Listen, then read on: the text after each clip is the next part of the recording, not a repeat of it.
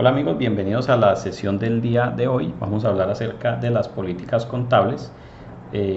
Vamos a definir lo que son las políticas contables y vamos a hablar acerca de la selección y de la aplicación de las políticas contables. En primer lugar, quiero aclararles que las políticas contables no son simplemente tomar la NIF para pymes y ponerle el nombre de la empresa al inicio y la foto de la empresa en la portada. Eso no sirve para nada. Eso lo pueden, si usted tiene algo así como eso, entonces lo puede desarrollar y le sirve como papel de reciclaje, porque eso no sirve para nada, ¿ok?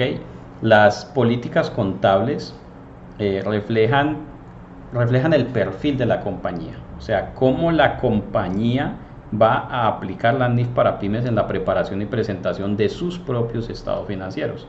Las políticas contables no pueden entonces ser un documento genérico, no pueden ser un documento que deje temas abiertos o que deje temas como a la discreción pues del que esté actuando en el momento, sino que las políticas contables tienen que ser claras, específicas e inequívocas en lo que tiene que ver con los tratamientos contables que la entidad va a tener para cada una de sus partidas. De acuerdo con eso, o más bien en línea con lo anterior, la definición de políticas contables la encontramos en el párrafo 10.2, donde nos dice que las políticas contables son principios, bases, convenciones, reglas y procedimientos específicos adoptados por una entidad al preparar y presentar los estados financieros. Nótese que dice adoptados por una entidad. ¿Listo?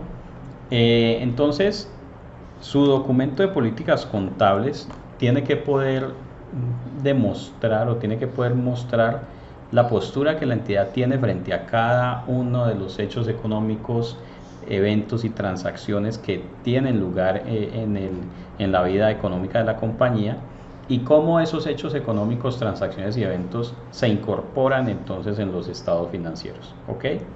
Bueno, tip número 1 para saber si sus políticas contables deben ser desechadas. Primero, cuando la norma dice, por ejemplo, voy a abrir por aquí la norma un momentico. ¿Dónde estás, norma? Aquí. Esta es la norma. Y vamos por aquí al párrafo 23.10. Entonces voy a ponerles un simple ejemplo de cómo saber si las políticas contables sirven o tienen que ser desechadas. El párrafo 23.10 nos dice qué debe tener en cuenta una entidad al reconocer la venta o los ingresos ordinarios por venta de bienes.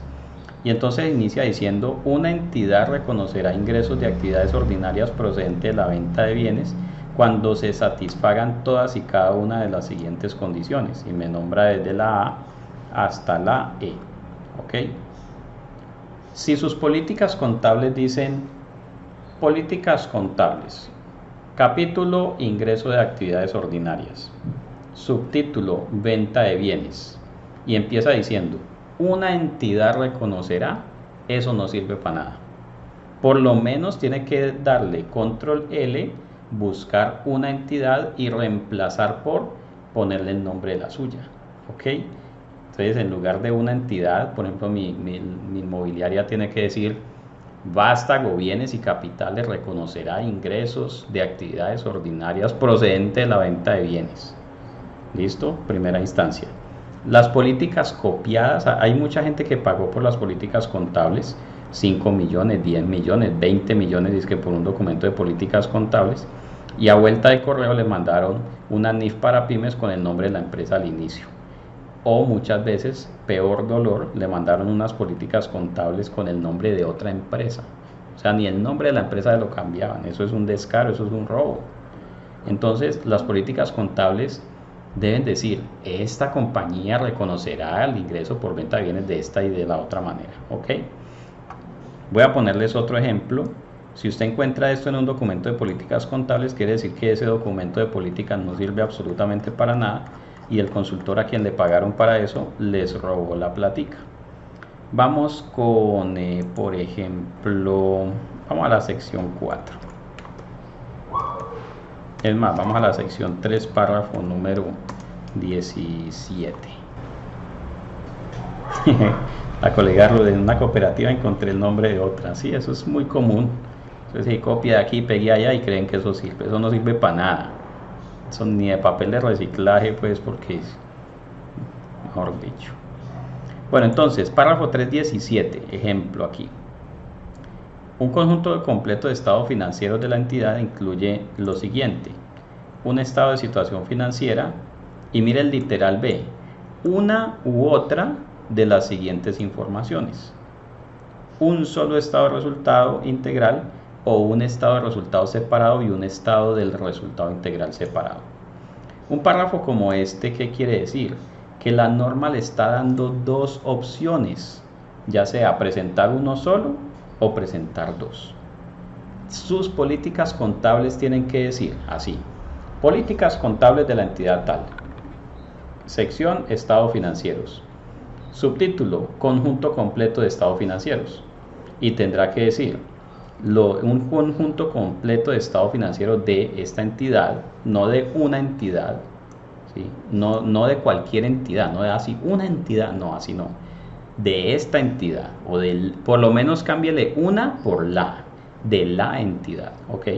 El conjunto completo de los estados financieros de la entidad incluye todo lo siguiente: un estado de situación financiera. Ahí me están dando una sola opción, pues entonces esa es la que pongo. Pero aquí en el literal B yo no puedo decir una u otra de las siguientes, porque entonces al fin, ¿qué? Una u otra. Entonces la política contable tiene que decir si la entidad va a preparar un solo estado de resultado integral o si va a preparar dos informes: un estado de resultados separado y un estado de resultado integral separado. Ahí eso sí es una política contable, porque está diciendo cuál es la postura de la entidad al preparar sus estados financieros. Profe, entonces, ¿por qué la norma dice así? Porque es que se permite la configuración de 5 informes o la configuración de 4 informes o hasta la configuración de 3 informes. Las pymes pueden preparar 3, 4 o 5 informes. Entonces, es la entidad la que tiene que escribir en su política contable cuál de las 3 configuraciones va a utilizar. A ver, otro ejemplo muy clásico, estado de flujos de efectivo, información, actividades de operación, por aquí. Ejemplos son los siguientes: actividades de inversión, actividades de financiación, información de actividades de operación. Aquí, párrafo 7.7. Si las políticas contables dicen así: capítulo estados financieros, subtítulo estado de flujos de efectivo, y empieza diciendo, y es más, hay gente que le pone estos mismos subtítulos: información sobre flujo efectivo procedente de actividad de operación, y escriben en las políticas: una entidad presentará los flujos procedentes de actividades de operación utilizando el método directo o el método indirecto o el método directo. Eso no sirve, eso es paja. Eso es relleno, eso es robar. Hacer una política contable así es robar. Las políticas contables de la entidad tienen que decir: esta entidad o la entidad. Cuando usted dice una entidad, es una entidad cualquiera. Sus políticas no hablan de una entidad cualquiera, hablan de su entidad. Entonces, la entidad va a presentar el estado de flujos de efectivo por el método directo, así. La política no tiene por qué ponerse a decir: ay, es que la norma permite 20 posibilidades. No, tiene que definirse y decir cuál de todas esas va a seleccionar. ¿Ok? Entonces su política contable es, como lo dice la sección 10, aquí volvemos a la definición de política contable: principios, bases, convenciones, reglas y procedimientos específicos adoptados por una entidad al preparar y presentar estados financieros. ¿Listo? Entonces, ojo, vaya y revise las políticas contables a las empresas que usted asesora, donde usted es contador, revisor fiscal, auditor, o a las de sus amigos. Dígale: mostrame tus políticas contables. Y si usted empieza a encontrar eso, es que una entidad, entonces le dice: venga, ¿cómo así que una entidad? ¿Cuál entidad? Por lo menos cámbiele una por la entidad. Bueno, al menos ya parece como que lo personalizaron. Segundo, todos los puntos en los cuales la norma le dé varias alternativas, usted tiene que escoger una de esas alternativas, porque si no, eso no es política. Ahí lo que están haciendo es copiar y pegar la norma. ¿Listo? Copia y pegue, y eso que hacen es 3 pasos: copie, pegue y cobre. No, eso no tiene nombre. Entonces, las políticas contables no es que usted le pida a alguien que se las haga. Ay, venga, profe Maya, ¿cuánto cobra usted por hacer unas políticas contables? Yo le voy a decir, no, ojo, yo le cobro para que hagamos las políticas contables, porque es que no soy yo solo. ¿Yo qué voy a saber usted si usted quiere hacer el flujo efectivo por método directo o indirecto? ¿Yo qué voy a saber si usted quiere medir sus inventarios por el método WEBS, promedio ponderado, identificación específica? ¿Yo qué voy a saber si usted es una empresa constructora, entonces va a aplicar la norma de contratos de construcción? ¿Yo qué voy a saber si usted va a medir los activos por modelo de revaluación o por modelo de costo? ¿Yo qué voy a saber? Yo le cobro, claro, lo acompaño y entre los dos hacemos las políticas contables. De hecho, yo no puedo hacer las políticas contables sin conocer la compañía, cómo opera, a qué se dedica. No es lo mismo hablar de cartera de corto plazo en una empresa, en un supermercado, que en una IPS. Son totalmente distintas. Entonces, las políticas contables son, digamos, la personificación de la compañía. ¿Sí? Cuando se pone el traje de las NIF, dice, listo, yo voy a aplicar las NIF de esta manera. Y eso sí son políticas contables. ¿Listo? Ok, preguntas, dudas, inquietudes hasta aquí. Yo veo que ahí dice que fulano está escribiendo y luego no sale nada, como que dice, ay, no, más bien no escribo. Bueno, ok, entonces, las políticas tienen que verse así, personalizadas. ¿Listo? Que se vea que la entidad tiene una identidad propia. Párrafo 10.3. Si esta norma trata específicamente una transacción u otro suceso o condición, entonces una entidad debe aplicar esta NIF. Sin embargo, la entidad no necesitará seguir un requerimiento de esta NIF si el efecto de hacerlo no fuera material. ¿Listo? Entonces, usted aquí tiene que decir lo siguiente. Usted dice, a ver, por ejemplo, ¿cómo contabilizar los gastos preoperativos? Entonces usted se va a la sección 18, intangibles, y allá dice específicamente que los gastos preoperativos tienen que llevarse al estado de resultados y que no se pueden capitalizar. ¿Alguno de ustedes se atreve a capitalizar gastos preoperativos? No. ¿Por qué? Porque la norma específicamente está diciendo que no se capitalizan. Ya, ni siquiera le da la opción de elegir. La norma le está diciendo los gastos preoperativos no se pueden llevar como activos. A ver, otro tema. La norma le dice, por ejemplo, los estados financieros tienen que ser comparativos. Entonces, eso lo dice el párrafo 3.18 de la NIF para pymes. Una entidad presentará todos los estados financieros comparativos con los del año anterior. Esto me sale en otra ventana. Por aquí dice, se bloqueó ya el PDF. Entonces dice el párrafo 3.18, los estados financieros son comparativos. ¿Alguno de ustedes se atrevería a presentar unos estados financieros no comparativos? No. ¿Por qué? Porque la norma da solamente esa opción. Tienen que ir comparativos. Otro tema, dice por ejemplo, costos por préstamos, sección 25. Esta sí que es un lío por ahí, porque hay un colega que anda diciendo que las constructoras sí pueden capitalizar costos por préstamo, y saca 500 argumentos diciendo por qué. La norma de costos por préstamos, que es la más cortica de todas las secciones, esos son 2 páginas, dice prácticamente dice párrafo 1, alcance, párrafo 2, llévelo al gasto, y chao, termina. La norma dice los costos por préstamo son gasto. ¿Qué dudas les queda de eso? ¿Alguien se atreve entre ustedes a capitalizar costos por préstamos?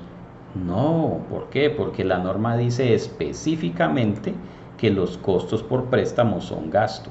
Y si la norma lo dice específicamente, entonces hay que aplicarlo. aquí se me cerró el PDF. Vamos a cerrarlo a la fuerza porque esta vaina se bloqueó. A ver, por aquí dicen, profe, hay muchas entidades que no tienen los procedimientos contables documentados. ¿Es válido hacer las políticas sin antes tener los procedimientos? Sí, claro, claro. Sobre todo entidades pequeñas o entidades que no tienen gestión de calidad. Entonces, usted hace las políticas e incluso en entidades muy pequeñas, muchos procedimientos no van a estar escritos. Por aquí dice otra error, profe, pienso que es un poco complejo hacer la implementación cuando la junta directiva y gerencia no tienen ni idea de temas contables.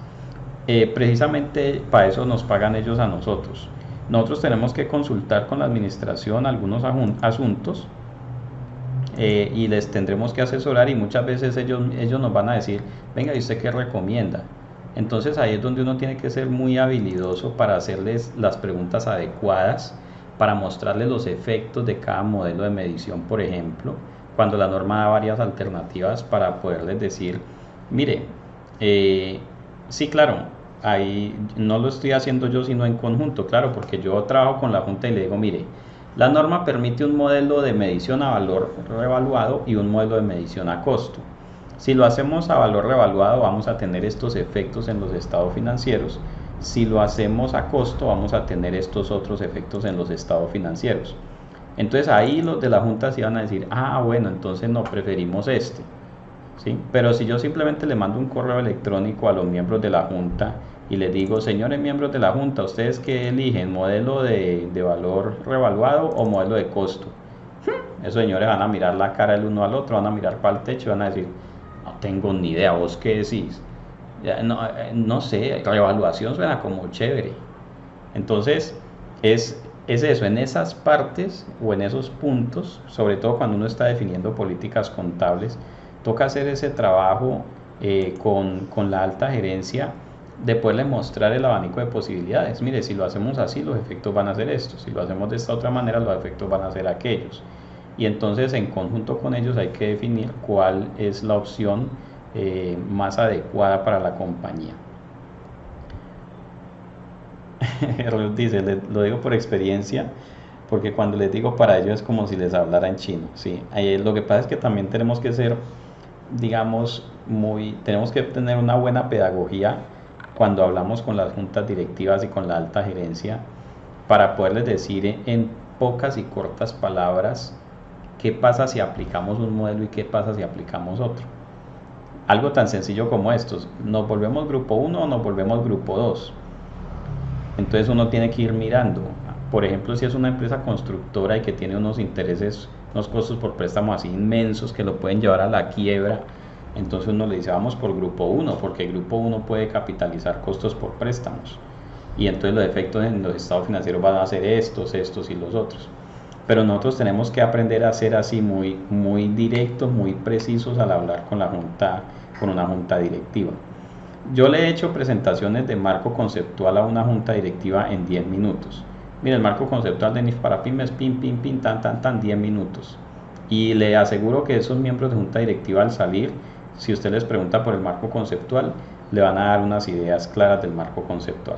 Los objetivos, las características cualitativas de la información financiera, la definición de activo pasivo, ingreso y gasto. Y listo, una idea básica. Pero con ustedes que ya son los que tienen que dominar esto al derecho y al revés, mire que nos demoramos como 6 sesiones hablando de marco conceptual. Entonces tenemos que aprender a manejar ese tipo de lenguaje, un lenguaje muy conciso. ¿Sí? Muchas veces uno se encuentra con el gerente y no tiene 3-4 minutos para explicarle algo, porque si no él se aburre. El gerente no está pensando en producir y ganar mucha plata y cobrar sus bonificaciones. Entonces hay temas que tienen que ser muy directos, 3-4 minutos. Y yo he notado mucho que mis colegas dan mucha vuelta para explicarle algo al gerente, le hablan hasta del código de cuentas y del tercero y del RUT. No, hay temas que tenemos que poderlos explicar en 2-3 minutos. Por aquí me dice Néstor, con el que menos pague impuestos, responde el gerente. Miren, Néstor, que esa respuesta puede ser muy ambigua y muy inesperada. Esto lo suele decir un gerente si ese gerente es el mismo dueño. Pero cuando el gerente no es dueño, sino que es un tercero que responde ante la junta directiva por las operaciones de la compañía, a él no le va a importar pagar mucho impuesto. Él va a decir, yo quiero una alternativa donde las utilidades que yo pueda mostrar sean más. Es que toca pagar más impuestos, no importa, pero yo necesito mostrar gestión sobre este patrimonio. Entonces, mire que las respuestas pueden ser muy inesperadas. Yo ni dice, profe, los bancos piden los estados financieros sin tener en cuenta las normas, las NIF en cuanto a su presentación y comparación. Ejemplo, los pueden pedir a noviembre comparados con el año anterior. Eso es pura información, casi podríamos decir que es información casi que no financiera. Es decir, no es información que alcance a tener las cualidades de la información financiera. Empezando por esto, si usted hace un informe a noviembre, no lo puede mandar dictaminado, porque el revisor fiscal no va a venir a hacer una auditoría con corte a noviembre simplemente para enviársela al banco. Entonces, eso es una información, llamémosla una información financiera que no tiene el alcance de los estados financieros. Así de sencillo. ¿Listo? Un cuadrito, ellos piden unos cuadritos, muchas veces un formatico y no sé qué, y listo. Y decía aquí que lo piden cada 3 meses. Bueno, usted puede mandarle un estado financiero con corte al día que quiera, pero no va a decir que son estados financieros. Es información financiera tomada de los libros de contabilidad, pero no tiene las características de la información financiera, ¿sí? No tiene las características de los estados financieros en su conjunto. Desafortunadamente a los clientes no les importa, sino que les enviemos los informes como los bancos lo piden. Así es, por eso, colegas, hay que cobrar. Cobre, no le dé pena cobrar, no le dé pena. Porque el dueño de esa empresa, cuando se va a pasear a España, Italia, Francia, ahí sí llama a Bianca, pide un tiquete y no le importa cuánto cueste. ¿Sí? Uno llama a Bianca a comprar un tiquete y tiene que pagar lo que le pidan, así de sencillo. Entonces, asimismo, si usted da un servicio de calidad, usted va a poder cobrar. Es que va a perder muchos clientes. Tranquilo, esos clientes que usted va a perder son clientes que no valen la pena. Si usted tiene 30 clientes a 300.000 pesos, son 9 millones de pesos, es preferible que se quede con 10 clientes de millón de pesos. Ok, bota 20, se quita trabajo encima y gana más plata. Es más, así se quede con 5 clientes de a millón, son 5 milloncitos, es mejor que tener 30 clientes de 300.000 pesos. Quédese con los clientes buenos. Los clientes malos, déjenlos para los contadores de a pie. No, es que ni de a pie, porque hay contadores de a pie muy buenos. Para esos contadores que ni se actualizan ni leen, déjenle esos clientes de 100.000 pesos. Enséñeme a hacer esa presentación en 10 minutos. En estos días les grabo unos videos cortos y se los dejo allí. ¿Sí? De hecho, les voy a compartir una página que me gusta mucho consultar, porque el profe Maya también estudia. Y por aquí dice, hay un canal de YouTube que se llama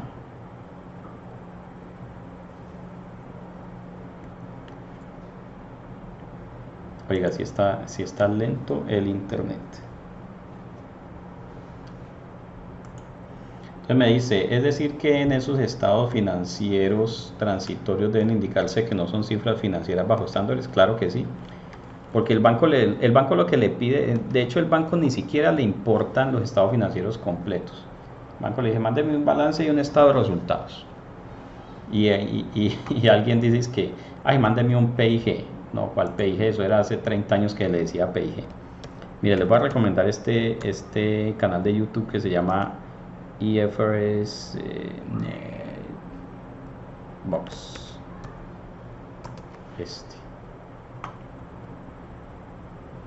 Silvia. Hello, I am Silvia.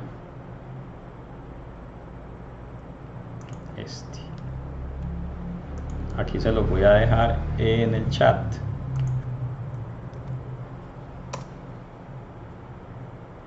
Y ahora más tardecito se los mando ahí al chat de WhatsApp para que lo tengan. Es muy bueno porque ya hace videos explicando la norma. Mire, por ejemplo aquí, una contabilidad de arrendamientos NIF 16 en 8 minutos. En 8 minutos ella le presenta la NIF 16. Entonces nos da muy buenas ideas. Son en inglés, eso sí, toca explicar un poquito, estudiar un poquito. Pero bueno, hay que dominar el inglés. Bueno, entonces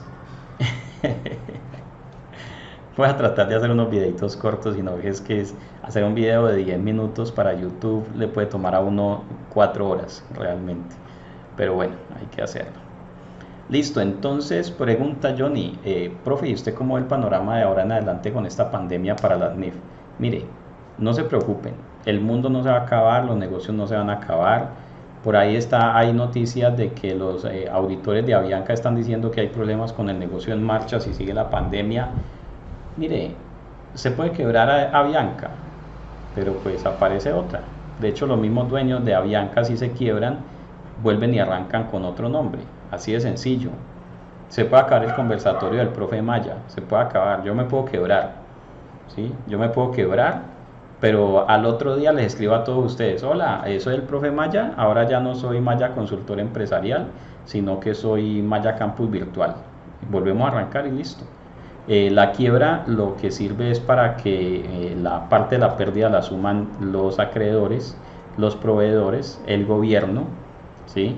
Y yo con lo que me quede pues vuelvo y arranco y listo. Entonces las empresas no se van a acabar. De hecho, esta situación de pandemia, esta situación de economía frenada es una oportunidad para muchos, porque hay muchas empresas que aprovechan esto, entran en quiebra y listo, socialicé la pérdida con mis proveedores y acreedores y vuelvo a arrancar. Entonces las empresas siguen. Muchas personas están preocupadas de que están dichos que las NIF se van a acabar y que todas esas vainas. No, las NIF no van a acabar por eso. Eso es como decir que se va a acabar la tributación, eso sigue. Entonces esto continúa, mis hermanos. Bueno, así que los que pensaron que ya no íbamos a estudiar más, nada, vamos a seguir estudiando, que esto continúa. Bueno, estamos entonces en la sección 10, vamos a la párrafo 10.2. 10.3. Entonces, la entidad tiene que escoger las políticas contables, tiene que establecer cuáles son las políticas contables que va a utilizar para sus propios estados financieros, no para los de otro, no para los de una entidad, sino para los de la entidad. ¿Ok? Estas son mis políticas contables. ¿Ok?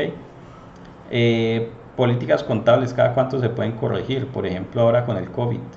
Bueno, si a causa del COVID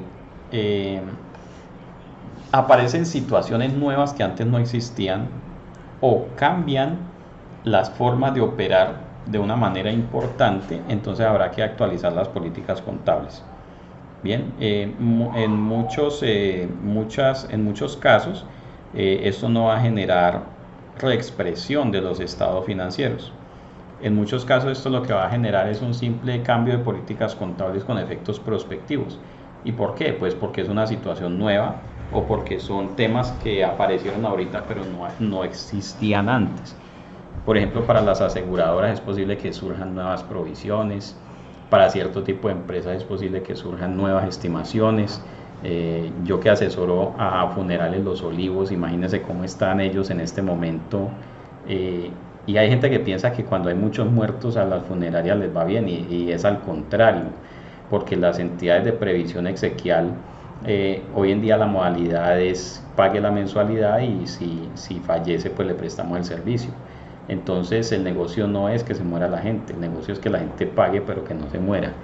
Entonces posiblemente para estas entidades pueda que aparezcan nuevas estimaciones, pueda que aparezcan nuevas restricciones, ¿ok? Pero de eso habrá que esperar. Nadie puede decirlo porque es que nadie tiene experiencia en pandemias. Ya no hay gente de la que vivió en 1920 y además en ese tiempo no era como hoy. Entonces nadie puede decir es que yo tengo experiencia en pandemias. Después de que esto pase, los que quedemos vivos sí vamos a decir yo tengo experiencia en el manejo de pandemias. ¿Sí? Imaginen qué interesante dato para la hoja de vida. ¿Ok? Entonces habrá que revisar si hay que cambiar alguna política, entonces se cambia. ¿Ok? Bien, Néstor pregunta que en qué caso se genera reexpresión y cuándo no. Bueno, vamos a verlo, no sé si alcancemos hoy, sino en la siguiente sesión. Vamos a ver cuándo el cambio de políticas genera lo que se llama una aplicación retroactiva de políticas contables, que es diferente a la corrección, ¿sí? La aplicación retroactiva es diferente a la reexpresión por corrección retroactiva de los estados financieros. ¿Listo? Muy bien. Este párrafo 10.3, yo creo que este es uno de los pocos que les voy a pedir que se memoricen, ¿sí? Yo muy poco les pido que memoricen, pero el párrafo 10.3 tiene una gran importancia a la hora de aplicar políticas contables y le va a permitir a usted salir victorioso en muchas batallas, sobre todo cuando usted se enfrenta con el enviado de alguna gran firma de auditoría, que muchas veces ellos creen pues que son los únicos que saben. Entonces pueden llegar a una compañía y decirle, no, es que usted tiene que hacer esto, es que usted tiene que hacer lo otro, es que usted tal y pascual. Pero si usted sabe manejar este párrafo, usted le va a decir lo siguiente. De hecho, esto lo puede mandar a enmarcar aquí. La entidad no necesitará seguir un requerimiento de esta NIF si el efecto de hacerlo no fuera material. Este párrafo le está diciendo al inicio, si esta NIF trata específicamente una transacción, suceso o condición, usted tiene que aplicar la norma. Sin embargo, la entidad no necesita seguir ese requerimiento si el efecto de hacerlo no fuera material. ¿Listo? Ay, sí, John, gracias por recordármelo. Todos en su billetera tienen una foto del ser querido. Entonces, generalmente por detrás de la foto, el papel es blanco. Entonces usted ahí detrás de la foto del ser querido escribe el párrafo 10.3 para que siempre lo lleve con usted. Entonces, si usted vive en Bogotá y va en el Transmilenio, hay 2 horas en el Transmilenio, saca la foto del ser querido, dice, ay, tan lindo, lo quiero mucho, la quiero mucho, la voltea y repasa el párrafo 10.3, ¿ok? Mejor dicho, se vuelve más importante el párrafo 10.3 que el ser querido, porque ese párrafo 10.3 es el que lo va a sacar de problemas. Ay, profe, es que ¿cómo le parece que a mí me dijeron, a ver, una así bien chévere?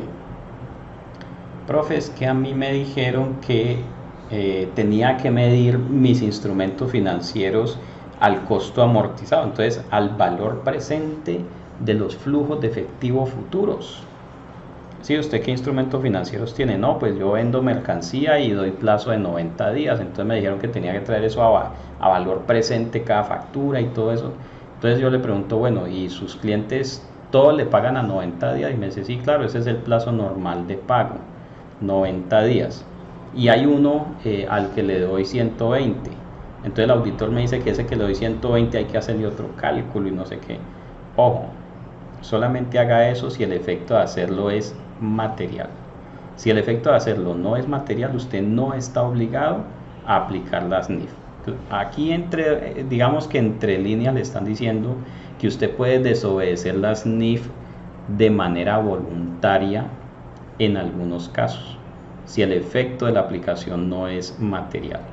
Entonces, por ejemplo, suponga usted que una compañía que tiene su fábrica asentada en un gran terreno y afuera de la fábrica pues tiene unas zonas verdes y se estaba creciendo mucho el pasto ahí. Entonces dijeron, compremos unas guadañas, y entonces alguien dijo, no compremos guadañas, comprémonos 2 vacas y las vacas se comen el pasto y además se ven muy bonitas. Pues, imagine una empresa a las afueras de la ciudad con un par de vaquitas bien lindas ahí comiendo pasto.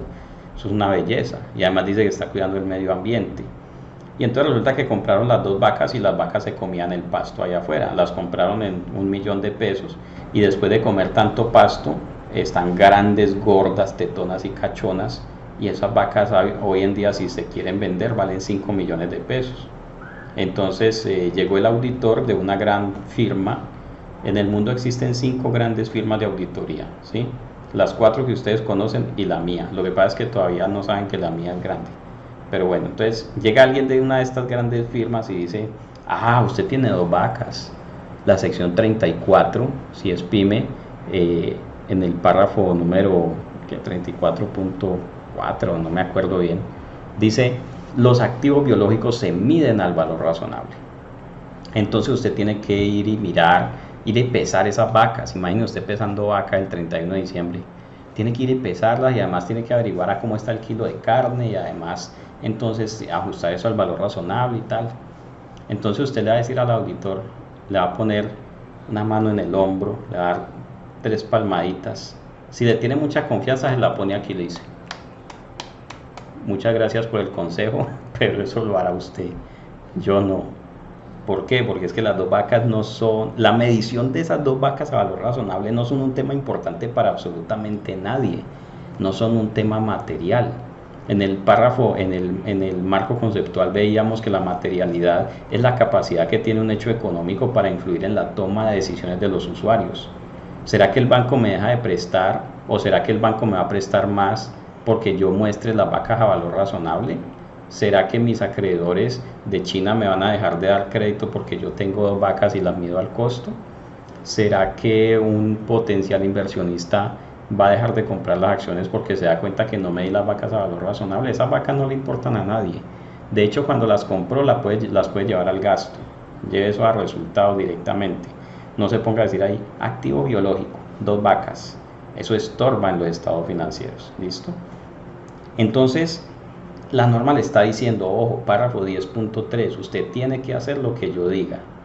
Y luego le dice, pero si no es material hacerlo, no lo haga. Usted libre, en esos casos, libre de decidir. ¿Ok? Preguntas, dudas, inquietudes hasta aquí. ¿Any question so far? Muy bien, eso sí.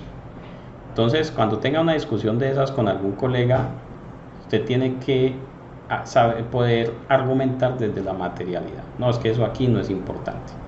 Eso aquí no es material. Y demostrarlo, ¿no? Si algo, hacer un papelito de trabajo. Mire, si lo hacemos el efecto es este, si no lo hacemos el efecto es aquel. Y listo. Ok, ahí no va a pasar nada. Muy bien. Las omisiones o inexactitudes de partidas tienen importancia relativa. Aquí nos están recordando lo que es la materialidad. Si tienen la capacidad de influir en las decisiones que toman los usuarios de la información financiera. Se supone que los usuarios de la información financiera tienen un conocimiento razonable de las actividades económicas y del mundo de los negocios. Si yo soy usuario, estoy analizando unos estados financieros de una clínica, tengo que saber cómo funciona el negocio de las clínicas aquí en Colombia. Si no, no voy a entender. ¿Cómo así que cartera a 360 días y no está deteriorada? No, yo tengo que saber que aquí la cartera de la salud normalmente circula a como unos 250 días en promedio. O sea que hay unos que se demoran más. Entonces, tengo que saber, tengo que conocer las actividades económicas de esa entidad, ¿listo? De su contabilidad. Tengo que conocer las NIF aplicables a ese negocio para poder estudiar sus estados financieros e interpretarlos. ¿Qué más? ¿Qué más? Los suministradores de capital riesgo, un importante grupo de usuarios, están preocupados por el riesgo inherente y por el rendimiento que van a proporcionar sus inversiones.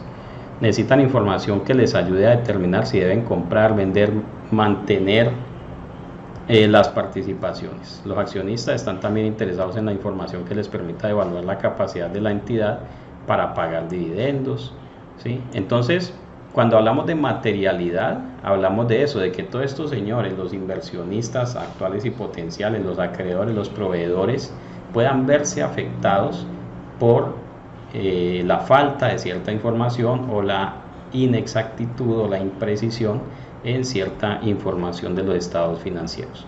¿Ok? Partiendo del punto de que ellos deben conocer, deben tener una idea básica de lo que esos estados financieros significan. Bueno, aquí hay algunos ejemplos. Ejemplo, la NIF para pymes trata una transacción u otro suceso o condición. En contraposición a los requerimientos de la sección 20 arrendamientos, una entidad manufacturera no capitaliza los arrendamientos financieros que realiza como arrendatario. O sea, soy arrendatario en un arrendamiento financiero, soy una entidad manufacturera. Tengo unos activos adquiridos por leasing. Y en otras palabras está diciendo eso. La entidad contabiliza todos los arrendamientos, es decir, los operativos y financieros, como si fueran operativos. ¿ok? O sea que el canon lo lleva al gasto. El único arrendamiento financiero en el que participó la entidad es para el uso de una fotocopiadora cuyo valor razonable es de, póngale, 1.000.000. Las unidades monetarias que nos muestran acá en los ejemplos siempre vamos a ponerle 3 ceritos y vamos a decir que son pesos.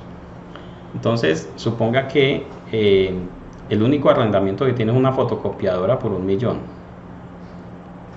Al inicio del arrendamiento, en el año 8 del periodo actual sobre el que se informa. Al final del periodo actual sobre el que se informa, el importe en libros de la propiedad, planta y equipos de la entidad supera estos serían algo así como 90.000.000.000, y sus pasivos superan 40.000.000.000. Para el año que finalizó el 31 de diciembre del 8, la entidad informó una ganancia de 30.000.000.000. Entonces miren lo que este ejemplo nos está diciendo. La entidad tiene una política que dice, en lo que tiene que ver con arrendamientos, todo el canon lo llevo al gasto. Pregunto, ¿esa política es acertada según la NIF o no? Una política que diga, todos los cánones de arrendamiento los llevo al gasto.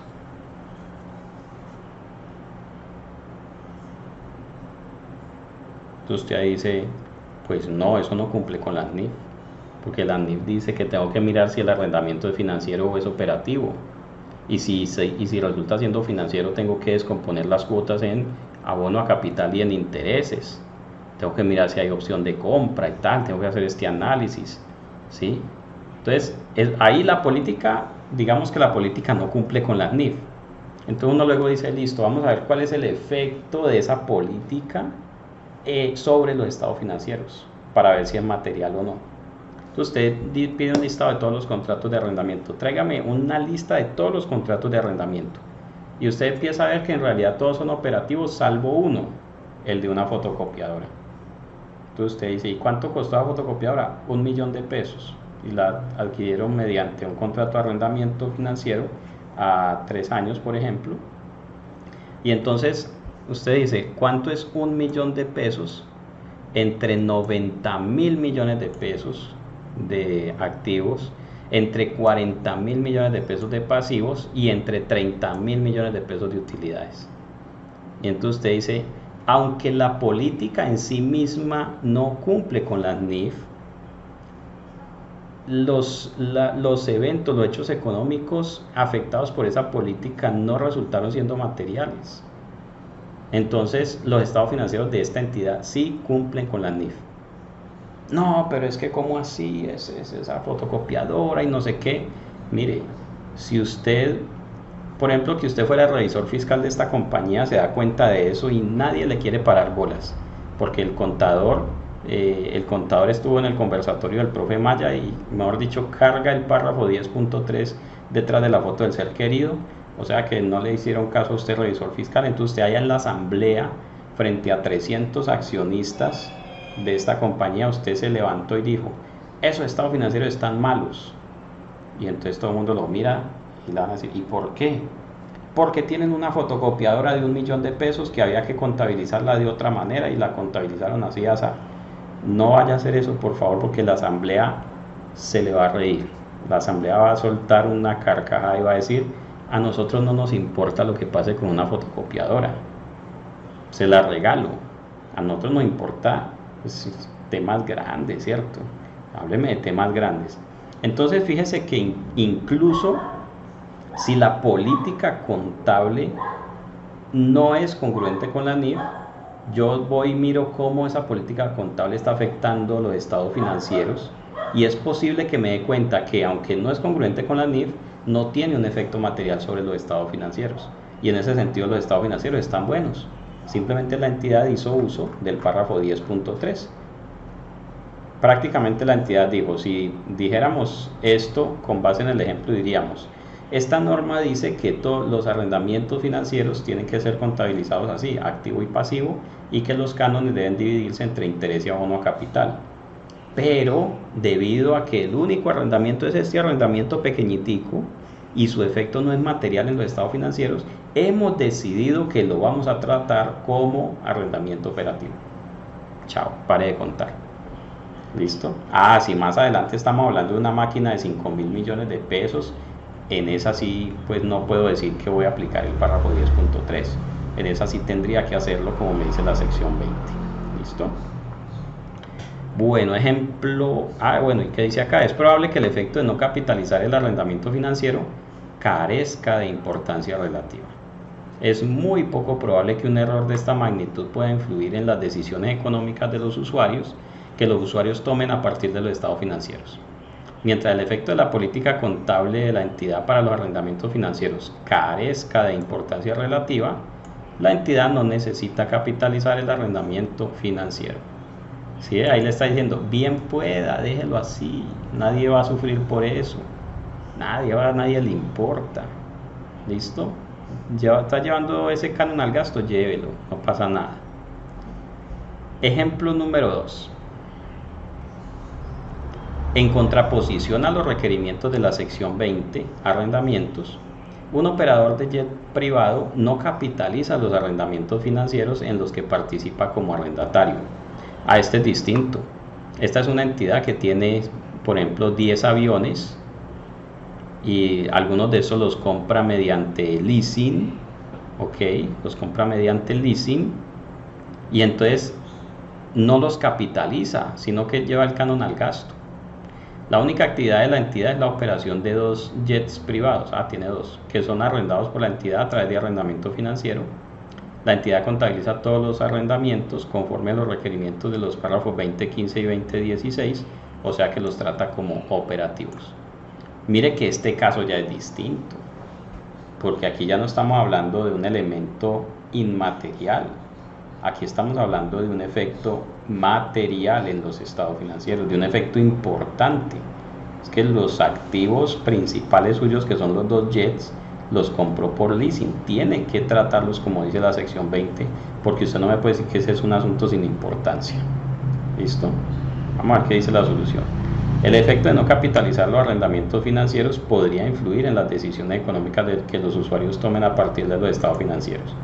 Por lo tanto, la entidad debe adoptar una política contable de capitalizar arrendamientos financieros de acuerdo con los requerimientos de la sección 20. Así de sencillo. ¿Ok? Entonces, a la primera entidad le decimos, no, tranquilo, deje eso así, que eso no pasa nada, con una impresorita. Pero a la segunda entidad le vamos a decir, ojo que si usted sigue haciendo eso, sus estados financieros no cumplen con la NIF. ¿Ok? Nuris Molinares pregunta que si mandé el material. Mira, de aquí lo puedes descargar. Cuando entras a la plataforma, entras aquí al curso NIF 2020 y aquí vas a encontrar este enlace que dice material de formación. ¿Listo? Al darle material de formación vas a tener aquí el acceso a todos los módulos. El que estamos viendo ahorita es este módulo 10.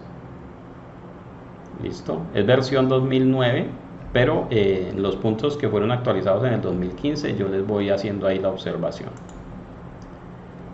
Bueno, me dice por acá, profe, si yo llevo el abono a capital como un activo, anticipo a compra del activo, los intereses los llevo al gasto, cuando termine ejerzo la opción de compra, las cuotas más la opción traslado y reconozco el activo, ¿lo estaría haciendo bien? No, eso está mal. Eso está mal, colega. Porque usted al inicio lo que tiene que reconocer es el activo y el pasivo.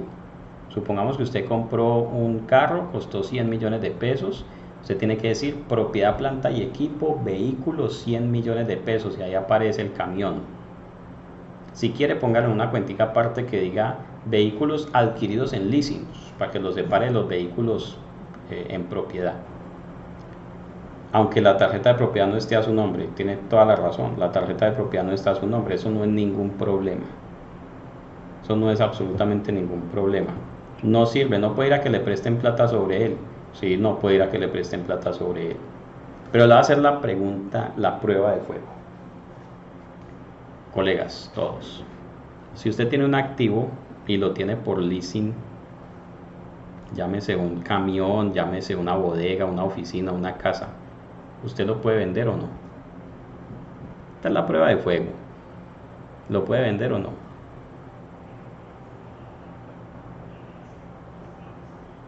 Y Nuri me dice, sí lo puedo vender. Claudia me dice, sí lo puedo vender. César Augusto me dice, no lo puedo vender. Luz Marina me dice, no lo puedo vender.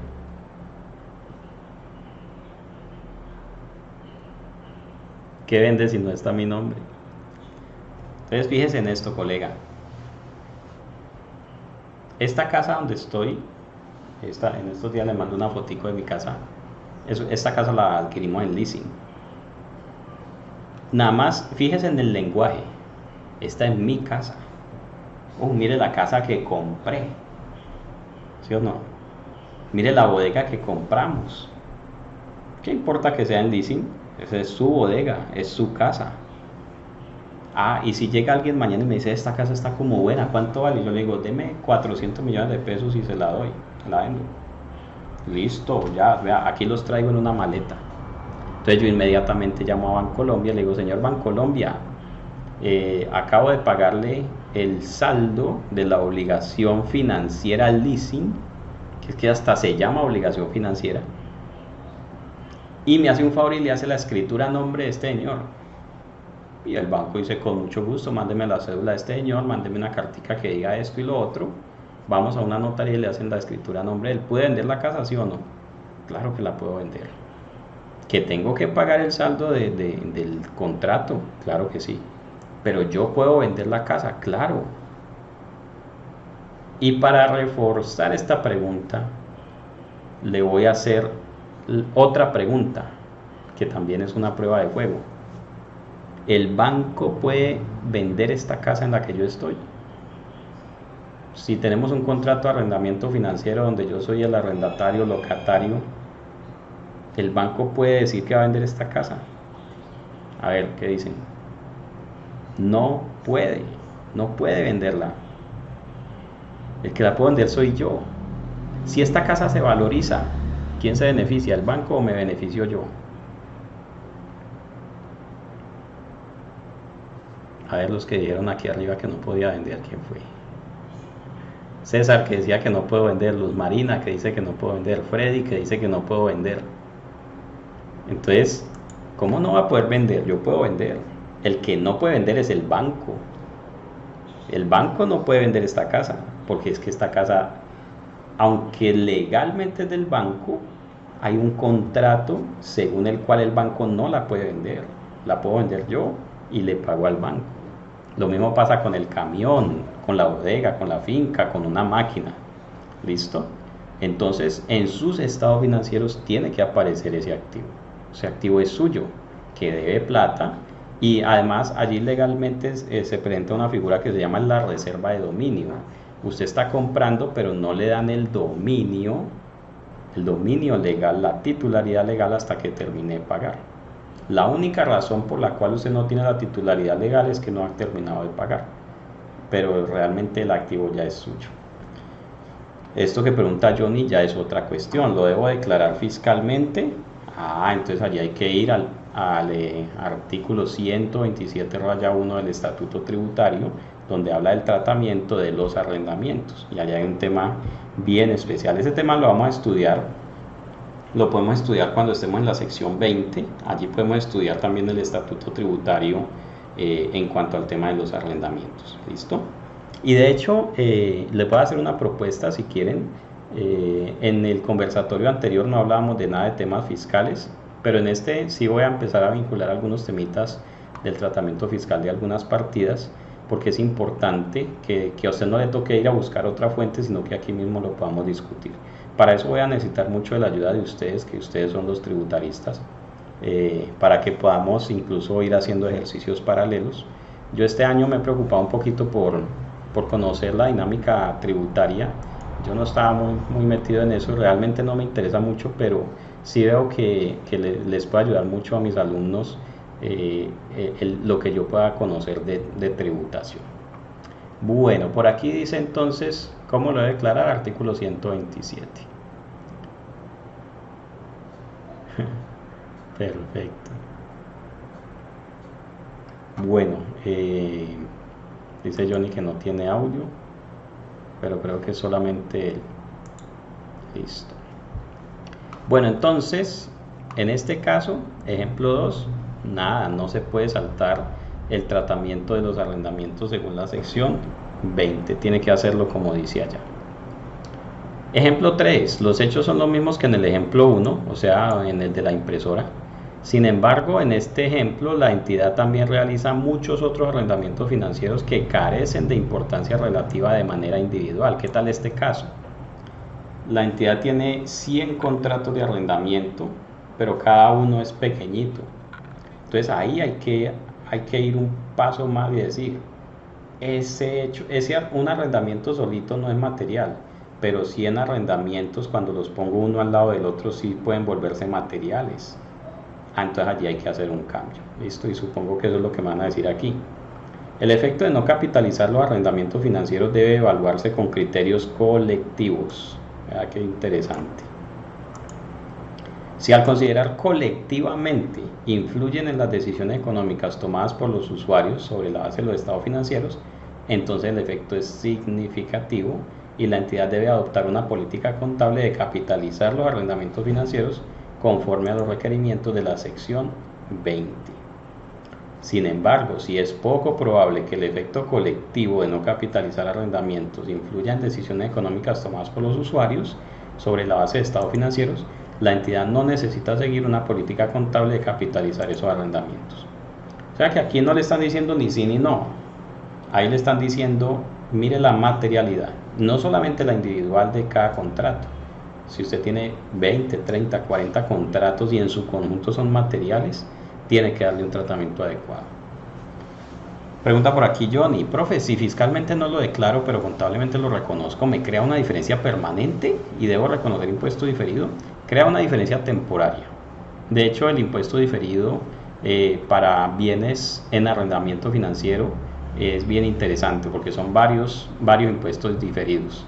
¿Sí? Eso ya es impuesto diferido avanzado, ¿no? Los que estuvieron en el curso del sábado hicimos impuesto diferido básico, hicimos realmente como 4 o 5 casos, que la idea es que los practiquen y todo para que los entiendan. Después de que entiendan esos, podemos hacer un impuesto diferido nivel 2, donde vemos, por ejemplo, qué pasa cuando tengo activos adquiridos bajo arrendamiento, ¿sí? Y cómo se genera ese impuesto diferido, ¿sí? Ese ya es un nivel un poco más avanzado en el impuesto diferido. La metodología realmente es la misma, lo que pasa es que al hacer el caso confluyen muchos elementos, entonces pues se pueden llegar a saturar. Entonces por eso hay que hacer primero los casos más fáciles. El video, escríbame por el interno, podemos hacer algún tipo de negocio. Sí, realmente el cursito salió muy bueno, muy interesante. Utilicé una metodología nueva para enseñar el impuesto diferido, entonces me pareció muy bueno. Yo también estoy en COVID-19, colega. Escriban al interno a ver qué negocio hacemos. Bueno, vamos al ejemplo 4. Para arrendar un elemento de los equipos de la fábrica, un arrendatario utilizó los servicios de una agencia a fin de encontrar un arrendador adecuado. El arrendamiento es un arrendamiento financiero. Listo. Es un arrendamiento financiero, pero me tocó pagarle a alguien para que me ayudara a buscar el activo adecuado. La NIF para pymes no menciona específicamente las comisiones de agencia sobre arrendamientos. No obstante, no analiza los costos directos iniciales en los que incurre un arrendatario. El país de origen de la entidad, que tiene un marco conceptual similar al de la NIF, requiere que las comisiones de agencia se reconozcan de inmediato como gasto. ¿Puede la entidad tener en cuenta la norma de contabilidad nacional para desarrollar su política contable? Y la respuesta es no. Las comisiones de agencia son un tipo de costos directos iniciales del arrendatario, ¿sí? Y la norma exige que se lleven como mayor valor del activo. Entonces, ¿ahí qué ocurre? Ahí, ¿qué está diciendo? Es como si aquí en Colombia, por ejemplo, la norma, un tema donde la norma fiscal me dé una instrucción y la NIF me dé otra. Por ejemplo, aquí en Colombia el estatuto tributario me dice que los gastos preoperativos se capitalizan como activo y luego tienen que amortizarse a 10 años. Y en ese artículo habla de unos ítems. Y la norma no habla específicamente de esos ítems, pero dice los preoperativos tienen que llevarse al gasto, ¿ok? Los preoperativos van al gasto. Entonces, yo no puedo decir que voy a llevar los preoperativos al activo porque el estatuto tributario me lo dice así, ¿no? Si yo hago eso, entonces estaría yendo en contra de lo que me dicen las NIF. Bien, entonces, en este ejemplo 4, lo que me dice es que yo no puedo aplicar o hacer una política contable basada en una norma nacional. Por ejemplo, en Colombia, yo no puedo hacer mis políticas contables basadas en el estatuto tributario si la norma me está dando un tratamiento particular para ese tipo de transacciones, ¿ok? Entonces tengo que hacer una política contable que realmente cumpla con las NIF. Si mi política contable no cumple con las NIF, entonces pues tendré que cambiarla. Bien, entonces aquí tenemos muchos casos en los cuales el estatuto tributario me dice esta partida trátele de esta manera, pero yo no puedo hacer que mis políticas contables se ajusten al estatuto tributario si eso hace que ya se desajusten a las NIF. Otra muy clásica es la diferencia en cambio. El estatuto me dice la diferencia en cambio la va a llevar a la declaración de renta en el año en el cual se realice, o sea, cuando usted pague o cuando usted cobre. La norma que me dice que la diferencia en cambio se reconoce al cierre del periodo. Entonces mi política contable tiene que ajustarse a lo que digan las NIF, no a lo que diga la norma fiscal. Para eso pues ya tendré que tener un control de las diferencias entre lo contable y lo fiscal. Bueno, párrafo 4. Si esta norma no trata específicamente una transacción, otro suceso o condición, entonces la gerencia de la entidad utilizará su juicio, aquí le están dando permiso a la gerencia, para desarrollar y aplicar una política contable que dé lugar a información relevante y a información fiable. Siempre que usted tenga que aplicar una política, siempre tiene que buscar que la información que resulte sea relevante y sea fiable. Ese es el derrotero a la hora de aplicar las políticas contables. Bien. Y aquí me dice pues qué significa que sea fiable, que los estados financieros representen fielmente la situación financiera, el rendimiento y los flujos de efectivo, que reflejen la esencia económica de las transacciones, que sean neutrales, que sean prudentes, que sean completos. Todo esto significa que sea fiable. Cuando hacemos esos juicios descritos en el párrafo 10.4, la gerencia se referirá a las siguientes fuentes y considerará su aplicabilidad en orden descendente. ¿Qué significa esto? Pues que lo que aparezca de primero en la próxima lista, tengo que aplicarlo de primero. Entonces lo primero que voy a hacer es mirar si las NIF plenas hablan de cuestiones similares y relacionadas. Por ejemplo, algo que esté en las plenas pero que no esté en las PYME. ¿Quién tiene una idea? ¿Alguien le ha pasado que en las PYME no encuentre algo, pero en las plenas sí? Algunos dicen, ¿plenas? ¿Qué es eso? Sí, seguro, algunos han estudiado solamente las PYME. A ver, por aquí escribe Gabriel. Bien, no es que en las PYME diga un requerimiento y en las plenas diga otro, no. Algo que en las plenas esté y en las PYME no. Por ejemplo, información financiera de periodos intermedios. Si usted mira la NIF para pymes, por aquí, no va a encontrar información financiera de periodos intermedios. Usted puede mirar las 35 secciones de la NIF para pymes. Por aquí entre la 3 y la 7, por ejemplo, habla de estados financieros, pero no habla de periodos intermedios. La 9 habla de los consolidados y los separados. Y por aquí la 32 habla de hechos ocurridos después del periodo sobre el que se informa, pero nunca habla de estados financieros de periodos intermedios. Mientras que si usted va a las NIF plenas, usted sí va a encontrar una norma especial para estados financieros de periodos intermedios. Vamos a ver si la recuerdo. A ver si la recuerdo. 32 instrumentos financieros. 33. Uy, hace años que no miro eso, ganancias por acción. Pero si hay una NIF plena, en plenas, que habla de los intermedios. Ni me acuerdo cuál es ya.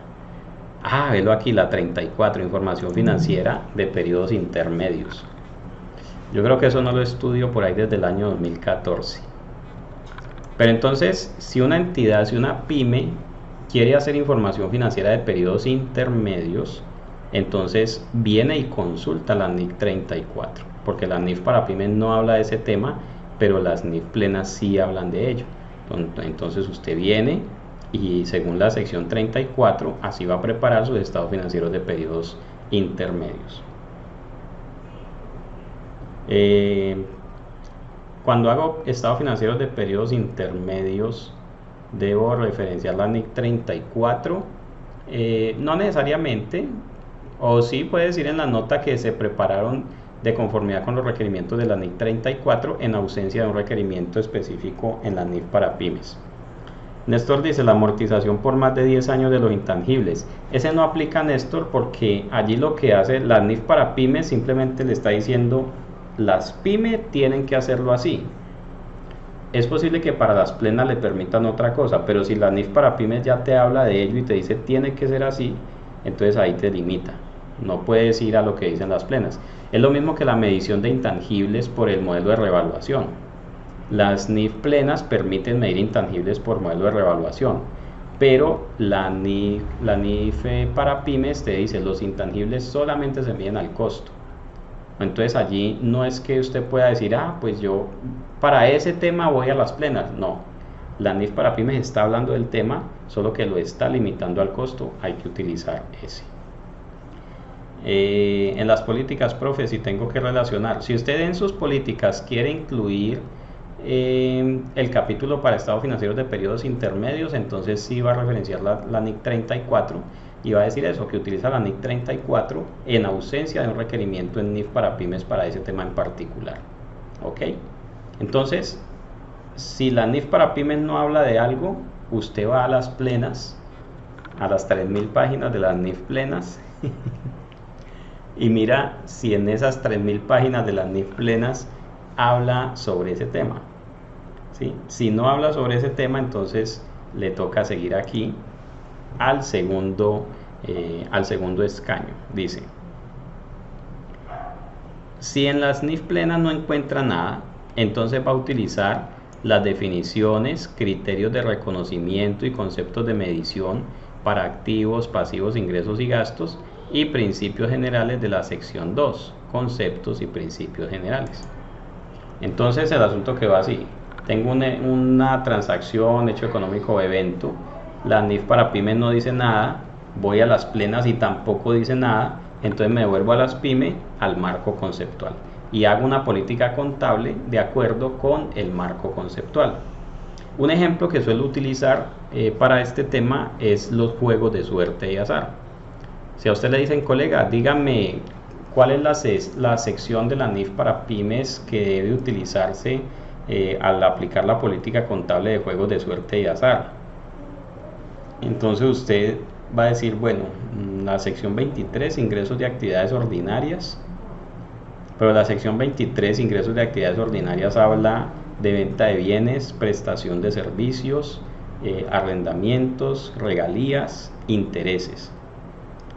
Pero no dice nada, no dice, por ejemplo, etcétera, no dice y otros, simplemente no habla de otro tipo de ingresos. Entonces, en ese orden de ideas, los juegos de suerte y azar no están en el alcance de la sección 23. Entonces usted se va para las plenas. Antes de que existiera la NIF 15, entonces miraba la NIF 18 y resulta que tampoco habla de juegos de suerte y azar. Ahora que existe la NIF 15, se habla más bien de ingresos por contratos con clientes.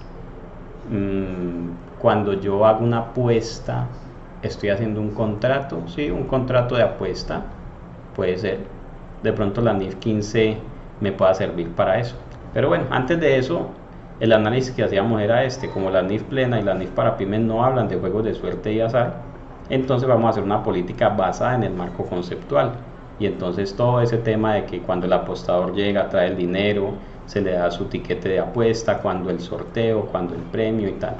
Entonces, ese fue un ejercicio que hicimos de generar una política contable basada simplemente en el marco conceptual, porque no había una norma ni plena ni pyme que hablara sobre el tema. ¿Ok? Muy bien. Y párrafo 10.6. Al realizar los juicios descritos en el párrafo 10.4, la gerencia puede también considerar los requerimientos y las guías de las NIF completas. Perdón. El párrafo 10.5 me decía que vaya primero a otras secciones de esta NIF que traten cuestiones similares. Si no hay nada, entonces voy al marco conceptual. Y el párrafo 10.6 me dice: realizar juicios descritos en el párrafo 10.4. Puedo también considerar requerimientos y guías de las NIF completas que hablen de cuestiones similares relacionadas. Entonces busco en la misma NIF para pymes algún tema parecido. No encontré, entonces marco conceptual, pero también puedo ir a las NIF plenas y hacerlo con base en NIF plenas. Bien, vamos a ver algunos ejemplos. El 1 de enero del año 7, como parte de un esquema para respaldar los proyectos de ayuda a comunidades rurales, una agencia de fomento no gubernamental anunció un plan mediante el cual durante los años 7, 8 y 9 las entidades pueden solicitar una subvención para iniciar operaciones agrícolas.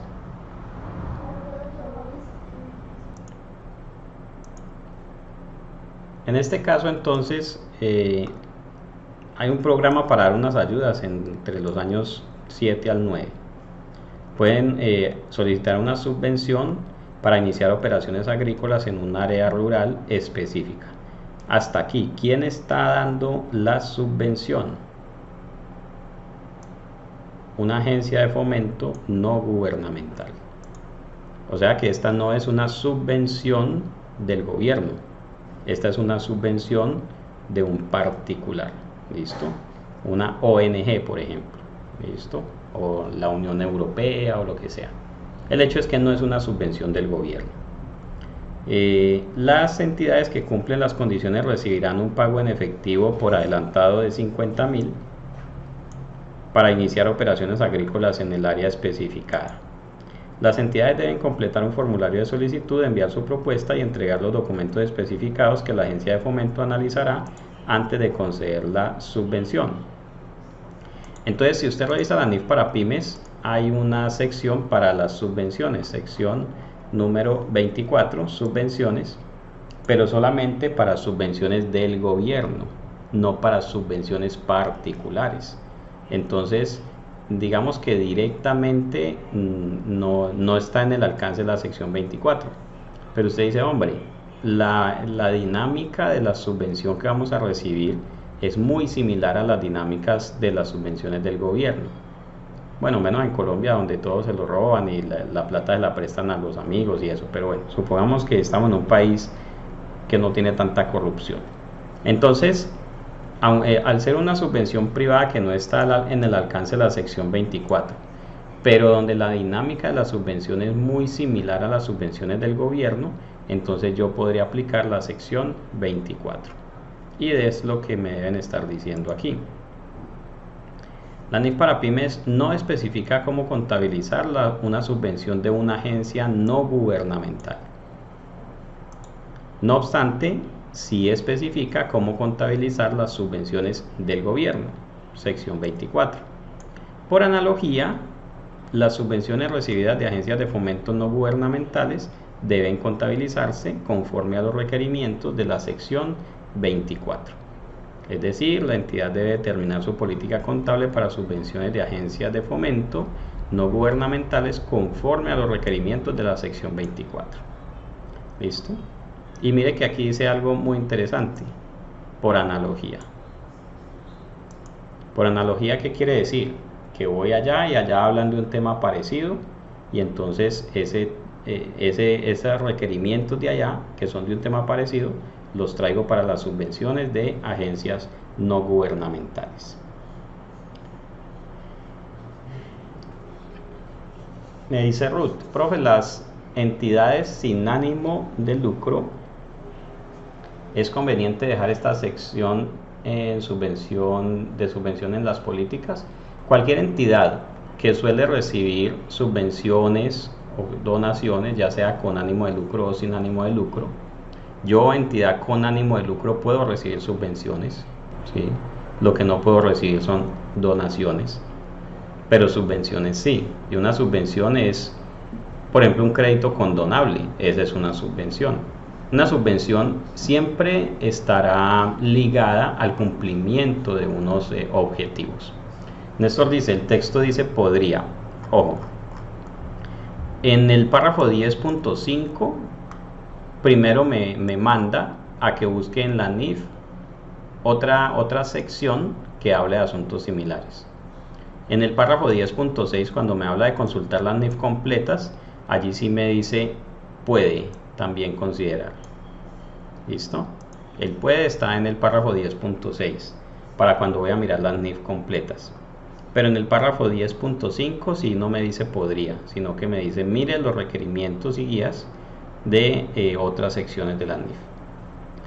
¿Un convenio de cooperación internacional es una subvención? Sí, eso es una subvención.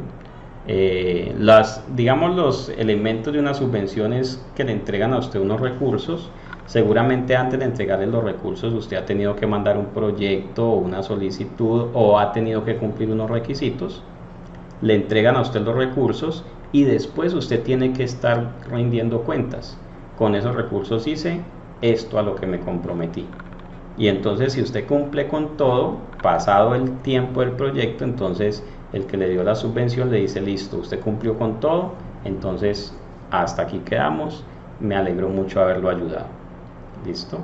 Una subvención sí la puede recibir cualquier entidad, incluso usted tiene una sociedad anónima, puede recibir una subvención, ya sea del gobierno o de un tercero.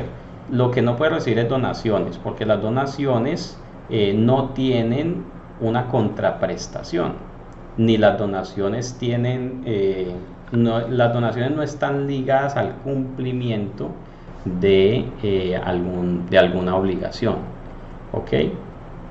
Y las subvenciones se vuelven ingresos, sí, Luz Marina. La sección 24 me dice que se vuelven ingreso. Lo que la norma dice en la sección 24 es si se vuelven ingreso todo al inicio o se vuelven ingreso a medida que yo cumplo. Hay algunas subvenciones que pueden volver ingreso inmediatamente al inicio, pero hay otras que no. ¿Listo? Cuando la subvención está ligada a unas revisiones posteriores, a un cumplimiento de unas cuestiones posteriores, entonces se reconoce al ingreso a medida que se cumple eso, que se cumplen esas obligaciones o ese desempeño. Pero en algunos casos me dicen, vamos a dar una subvención a todas las entidades que durante el COVID-19 hayan mantenido su planta de personal, aunque las operaciones hayan sido cero. Entonces les vamos a dar una subvención de 100 millones de pesos y esto proviene, por ejemplo, del Banco Mundial. Entonces no me van a dar la plata ya, me van a decir cumpla estos requisitos y entonces me manda la documentación y yo le doy la subvención de 100 millones de pesos. Entonces yo me preocupo ahorita por no sacar a la gente, por pagarle los salarios y todo, aunque la producción sea cero, y dentro de 2 meses digo ya cumplí los requisitos, mando mi solicitud tal y me llegan los 100 millones. Entonces mire que al final sí me lo están regalando, pero me tocó cumplir con unos requisitos. Mientras que las donaciones no son así. Si usted dice voy a ir a donar dinero, usted no se pone a mirar si cumplen o no cumplen, sino que usted regaló esos recursos. La celebración de un convenio con una ESP se trata como una subvención. Hay que mirar el convenio, a ver qué es lo que dice. Las subvenciones generalmente no tienen una contraprestación a favor de quien entrega los recursos. El que entrega los recursos seguramente le va a exigir que haga algo a favor de otros. Pero hay que analizar bien el contrato porque también hay contratos que no son subvención donde el que paga es uno y el que disfruta es otro. Entonces habrá que mirarlo muy bien. Bueno, entonces esto aquí debe quedar claro. Primero miro si la norma lo dice, tengo que hacer lo que la norma dice. Si la norma no lo dice, pues busco otra sección que hable del tema y lo aplico por analogía. Y si no hay otra sección que hable del tema, entonces puedo ir y mirar las NIF plenas. ¿Ok? Bueno.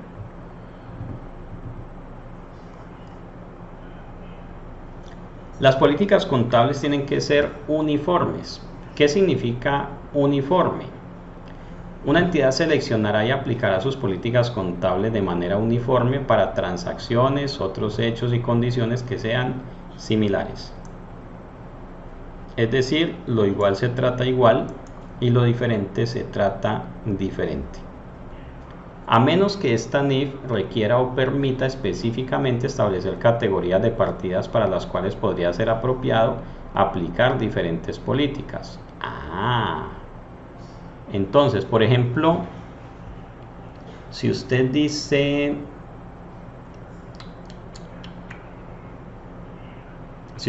voy a medir la propiedad planta y equipo, entonces la norma, la sección 17, propiedades planta y equipo, dice, usted tiene que escoger entre el modelo del costo y el modelo del valor revaluado. Bueno, listo. Pero luego le dice, si escoge el modelo del valor revaluado, o más bien en la escogencia del modelo de medición para propiedades planta de equipo es por categoría de activo.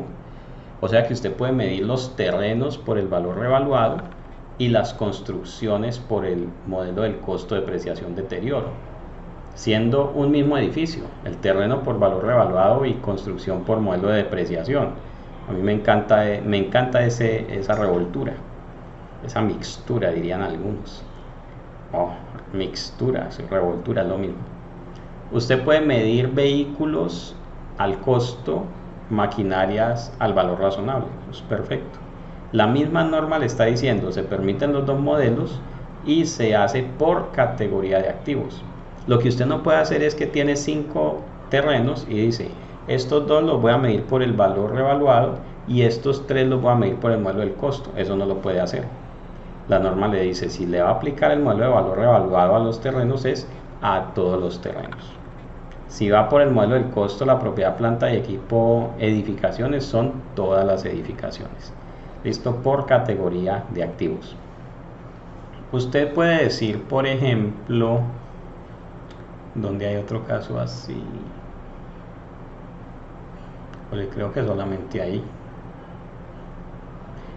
En instrumentos financieros. Dice, tengo instrumentos financieros, la misma norma le dice, unos van por el modelo del costo amortizado y otros van por el modelo del valor razonable. La misma norma le está diciendo que los instrumentos financieros van a tener 2 modelos de medición.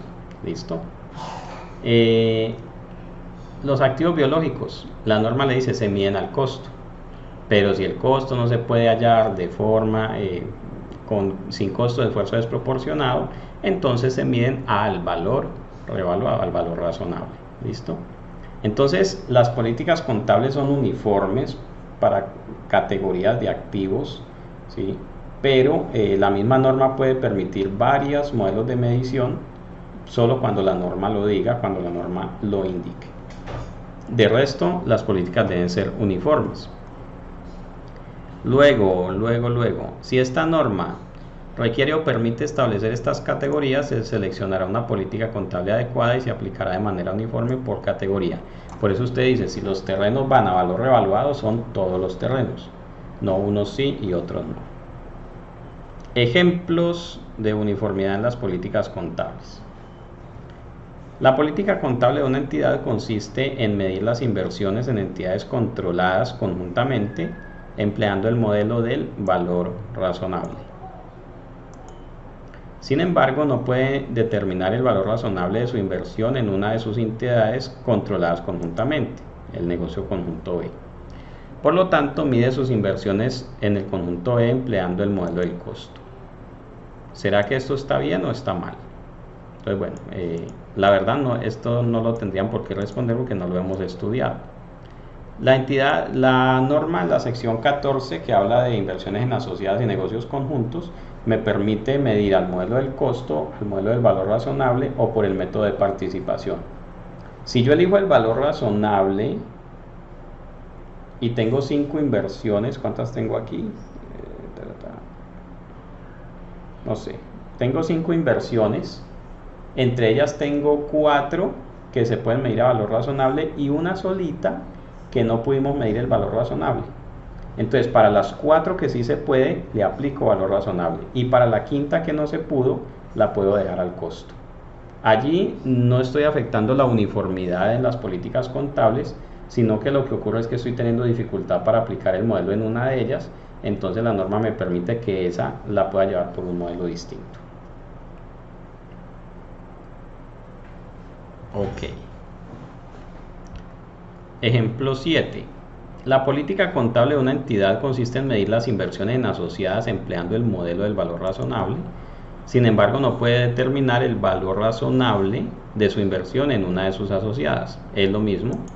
Tengo 5 asociadas, de las cuales tengo 4 a las que le puede medir el valor razonable, y tengo una quinta a la que no se le pudo medir el valor razonable.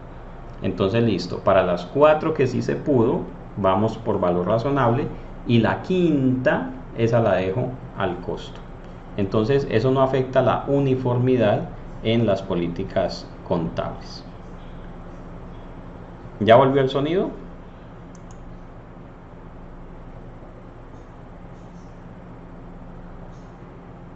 Ok. Podemos hacer ejercicios de políticas para casos reales. Lo que pasa, colega, es que más bien en la medida que avancemos, podemos ir revisando las políticas contables por temas. Porque si ahorita, por ejemplo, les digo vamos a hacer unas políticas contables completas, pues tendrían que saber ustedes ya de todo, de inventarios, propiedad, planta de equipo, propiedad de inversión, activos biológicos, intangibles, ingresos.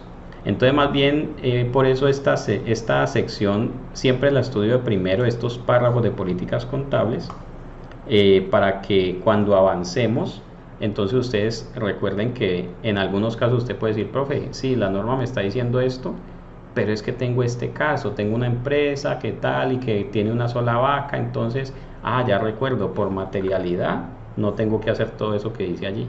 Bien, entonces más bien vamos revisando políticas contables tema por tema. ¿Listo? Este es como los requerimientos generales de las políticas contables. ¿Sí?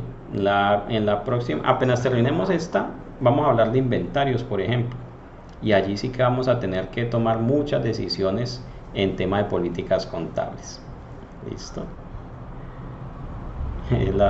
Primero la teoría, cuando llegue a la sección 35 sí se elaboran. Uy, tampoco, colega, no sea tan duro. Vamos sección por sección. Bueno, ejemplo 8. La política contable de una entidad consiste en medir las inversiones en asociadas empleando el modelo del costo. Perfecto. Sin embargo, debido a que los instrumentos de patrimonio de una de sus asociadas cotizan en el Mercado Nacional de Valores, mide sus inversiones en la asociada C empleando el modelo del valor razonable. Por lo tanto, mide sus inversiones en la asociada B empleando el modelo del costo. Entonces, la política es aceptable porque la sección 14 exige a una entidad contabilizar todas sus inversiones en asociadas utilizando una de las siguientes opciones: modelo del costo, participación o valor razonable. Una entidad que decide emplear el modelo del costo debe medir todas sus inversiones en asociadas después del reconocimiento inicial al costo menos pérdidas por deterioro. Sin embargo, la entidad debe utilizar el modelo de valor razonable para su inversión en una sociedad para la cual existe un precio de cotización publicado. Este es un caso muy interesante donde la norma me da 3 alternativas de medición, pero no son de libre elección las 3 alternativas, ¿sí? Simplemente por un hecho, y es que la norma me dice, usted tiene estas 3 alternativas, pero si una inversión cotiza en bolsa, tiene un precio de cotización, la tiene que medir por ese precio de cotización. ¿Ok? O sea que en realidad no son de libre elección. Dice Ruth, profe, me preocupa porque las políticas de la asociación no quedó políticas de las subvenciones. ¿Qué puedo hacer allí? Escríbalas y las incluye. Y es muy importante, si han tenido ya subvenciones, que las hayan tratado de acuerdo con lo que dice la NIF. Cuando usted no tiene una política para algo, usted por lo menos mira que si hay una operación que no estaba en las políticas contables, que por lo menos la hubieran tratado como dice la NIF para pymes. para que no vaya a tener unos estados financieros que no cumplan con la NIF. Néstor dice, ¿y si la sociedad es full? Hay unos temas bien interesantes, fíjese, y por eso tenemos que ir pasito por pasito. Yo aquí, este es un ejemplo que está hablando de asociadas, pero no podemos profundizar porque entonces nos iríamos por la rama de las asociadas. Pero les voy a dar este tip. Si usted tiene una empresa NIF para pyme, que controla una empresa del grupo 1, usted puede seguir siendo pyme, no tiene que pasarse al grupo 1, siempre y cuando cumpla los requisitos esta empresa individual para seguir siendo pyme, es decir, los requisitos de número de empleados y los requisitos del tamaño de los activos. Si cumple con eso, puede seguir siendo pyme. Lo que sí tiene que hacer es tomar los estados financieros de esta empresa que es full y tiene que hacer una homologación de esos estados financieros a sus propias políticas contables. Tiene que hacerle la conversión a sus propias políticas. Porque, por ejemplo, esa empresa que es full puede tener activos intangibles medidos al valor razonable, pero usted como pyme no puede tener una política de medición de intangibles a valor razonable. Entonces tiene que ajustar esos estados financieros. Esa sociedad que es full puede estar capitalizando intereses y usted pyme no puede capitalizar. Entonces tiene que hacerle esa homologación antes de poder aplicar el método de la participación siendo asociada, y si es una controlada, antes de poder consolidar. Bueno, dice José David, profe, disculpe mi distracción, entendí que había entidades que no podían recibir donaciones. Ah, sí, claro, las sociedades en Colombia no pueden recibir donaciones. Una sociedad no puede decir, ay, es que fulano de tal me regaló tal cosa, eso está prohibido por ley. Lo que sí pueden recibir es subvenciones.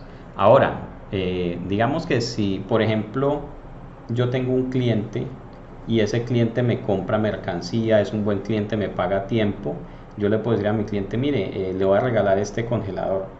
Ah, claro, claro que sí, tal. Entonces tenga, le regalo, le transfiero la titularidad del congelador, tengo que hacer una factura, ¿sí? Pero realmente ahí no es una donación. Yo ahí le estoy dando un estímulo, le estoy dando una contraprestación por ser buen cliente. ¿Listo? Ahí no voy a tener problemas.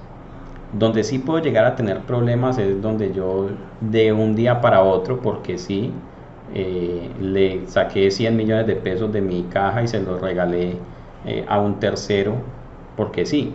Entonces ahí sí tengo problemas. Y piense usted en lo siguiente.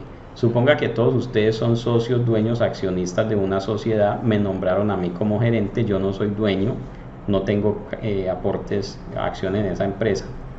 Y cuando presento mis estados financieros les digo que yo de la empresa le regalé 50 millones de pesos a un tercero. Usted me va a decir, no, pero ¿cómo así, señor? Eso es fraude. Pero si yo les digo que tenemos un cliente muy bueno y le regalamos un congelador, usted no va a tener problema por eso. Esa es como la diferencia entre una simple donación y un regalo a un cliente, una comisión o lo que sea. Pero sí, legalmente las empresas, las sociedades como tal, no pueden recibir así donaciones como que, ay, sí, recibí una donación. Eso le genera problemas. ¿Listo? Más bien por la línea de la subvención, por la línea del acuerdo, por la línea de que compré mucho y me dieron esta nevera, cosas de ese estilo. ¿Ok? Bueno, amigos, muchas gracias por estar conectados, que Dios les bendiga. Nos vemos la próxima semana, el día miércoles. Un abrazo para todos.